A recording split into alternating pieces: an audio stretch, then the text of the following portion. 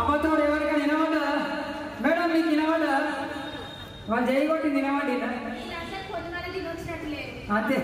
ఇవాళ ఒక్కపోతాను అందుకే పాపం మా సార్ వాళ్ళు భోజనాలు పెడతారేమో తినకుండా వచ్చినా ఒకసారి గట్టిగా చప్పట్లు కొట్టాల. జై బోలో 1000 మంది వస్తే 100 మంది కొడతారు. ఇలా అమ్మవారి అమ్మవారి ఆశీస్సులు మనకు ఉండాలి. మన పిల్ల పాపలు చల్లగా ఉండాలి. ఊరు కాడ హాయిగా ఉండాలని బోనాలు చేస్తాం. అవునా కదా చంద్రమ్మ?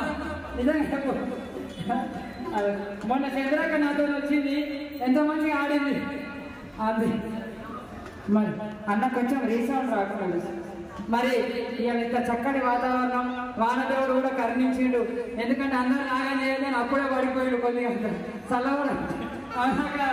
ఓకే మరి ఇలా అమ్మవారు ఇవాళ హైదరాబాద్లో మనందరినీ చల్లగా చూడాలని కోరుకుంటూ మరి తెలంగాణ భాషా సాంస్కృతిక శాఖ వాళ్ళు సాంస్కృతిక కార్యక్రమాలు నిర్వహించమని అమ్మవారి ఆశీస్సులు మన మీద ఉండాలని కోరుకుంటూ మరి మీ వద్దకు వచ్చాం.